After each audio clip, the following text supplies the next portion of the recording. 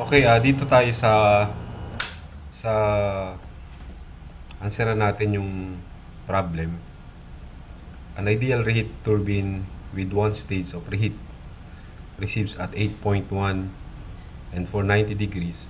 Reheat pressure is 0.82 megapascal and exhaust is 0.007 megapascal.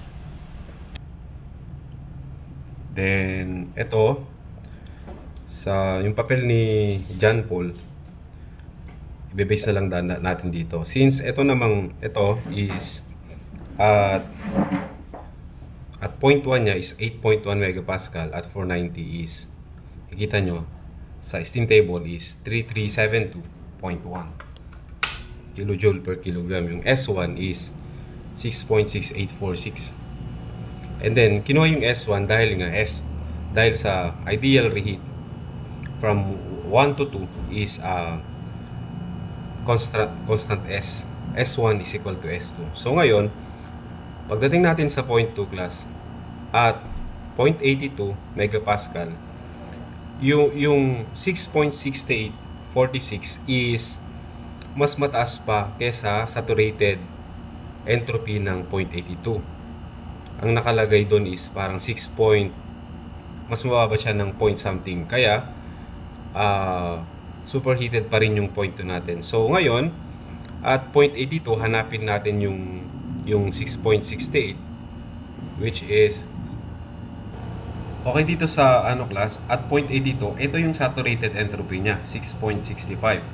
So yung S2 natin is 6.6846. So meaning yung 6.68 is mas malaki pa kumbaga dito. So superheated pa rin.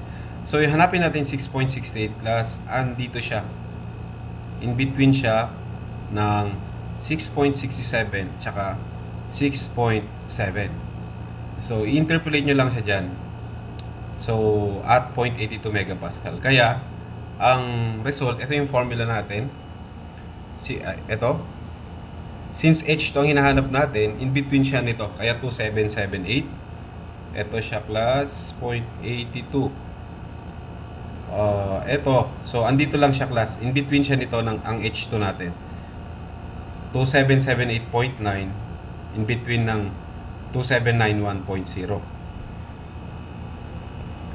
So, kapag kinompute mo to class, ang makukuhang H2 is 2783.7130. At point 2 naman class, at point 3 naman is since ang ideal reheat is babalik siya sa normal temperature at paglabas sa reheater. So ngayon, puntahan nyo ngayon yung point 3, yung 0.82 at saka 490. So tingnan natin, ito yung 0.82 natin at walang 490. So meron lang dito, in between siya ng 480 tsaka 500. So ngayon, mag-i-interpolate tayo class. So dito, nag-interpolate dito at 480. Ang nakatapat na H is 347.3. 500 nakatapat is 34880.4. Yun yung tapat ng 500. Then ito rin, kinuha niya na rin yung S3 class kasi nga S3 is equal to S4.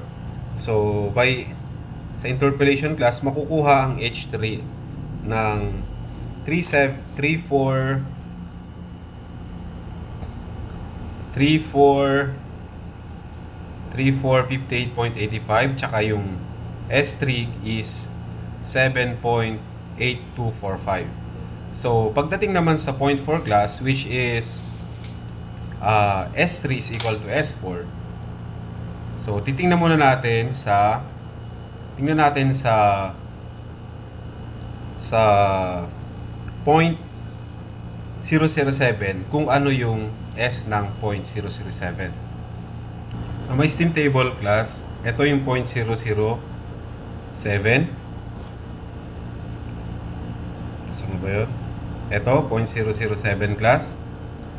Tingnan natin yung saturated entropy niya. Ang saturated entropy niya class is 8.2758. So, mas mataas na siya sa S3. Kaya, isosolve natin yung quality. So, na kukunin natin itong SD niya, SFG pala, tsaka SF. Ito, kukunin natin. And then, kunin na rin natin itong mga ano niya, itong part ng enthalpy niya. Kunin natin yung mga SF, SFG. Hindi na natin kukunin yung SG class.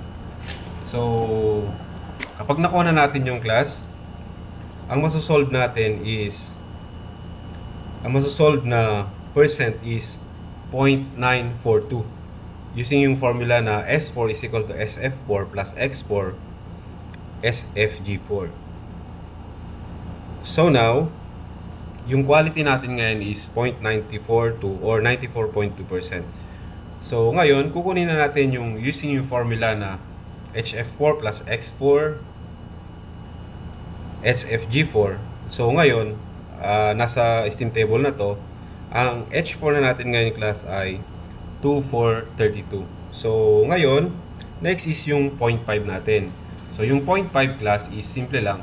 Just kunin mo lang yung liquid state ng 0.007 megapascal. So ito yung HF at 0.5 is which is 163.4 kilojoule per kilogram. So dito at point B class, sinolve niya na yung yung pump work na rin, which is BF at 5 times yung pressure ng boiler minus yung pressure ng condenser. So meron siyang pump work na 8.153. And then sa 0.5 naman, which is HB, is pump work plus H5. So just i-add mo lang itong 163.40 na H5 plus yung pump work mo na 8.153. Kaya ang HB mo is 171.553. So dito naman class, yung QA is yung heat added ng boiler plus yung heat added ng reheater. Ito siya class. Kunin mo yung H1 less HB plus H3 less H2 dito sa part na to. Mahalaga ang drawing class kasi dito makikita mo na yung formula natin.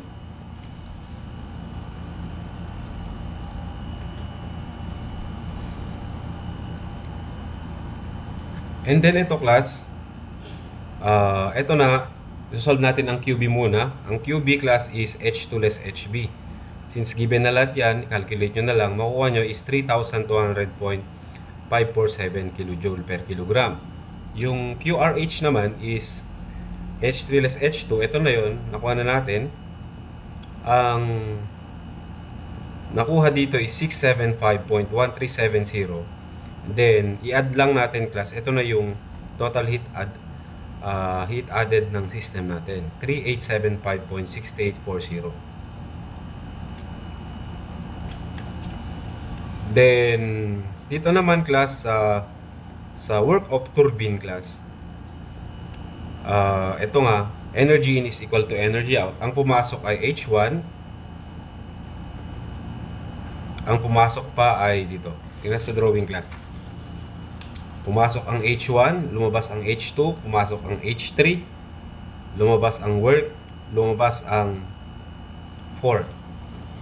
So, dito sa part na to, ito yon. So now, ito, nag-direct substitute na siya, hindi niya na inad. So, kaya may minus to. So now, work now is 1614.4648. So, dito siya class is sa EC or cycle efficiency is ang formula is QA less QR over QA. So, ito, hindi niya na direct substitute niya na lang to. Kaya isosolve niya muna ang QA tsaka QR class. But dito may QA na tayo and then QR na lang ang wala, which is H1 less H5. H4. Ito, dito. Ito yung QR class. H4 less H5. Yun yung rejected sa condenser. So, ngayon, ang nakuha dito is direct substitute niya is 2432.7722. So, next dyan, Paul, hindi ko na i-consider to pag ganito lang. So, dapat kargahan mo.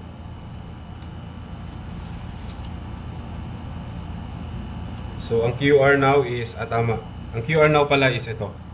2269.3722. And then, yung cycle efficiency niya, ito, QA less QR over QA or work net over the QA. So, ito, 41.44%.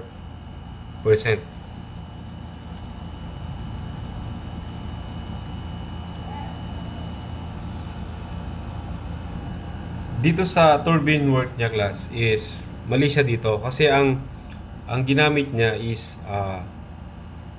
etong 163. Dapat sana to is H1 less H2 plus H3 less H4. Kaso mali siya dito, class, kasi ang ginamit niya is H5. So kaya mali itong work of turbine.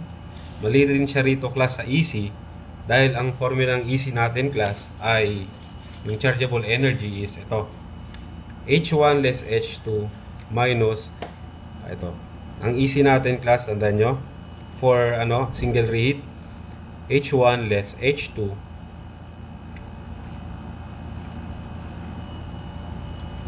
plus H3 minus yung HF ng condenser.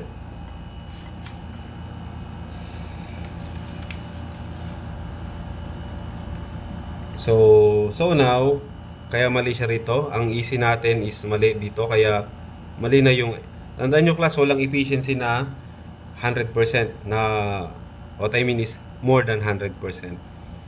Ito naman, class, since mali na yung work of turbine niya, so mali na rin yung power output niya. So yun lang, kaya nakuha lang ni is 30/70 lang instead na 50.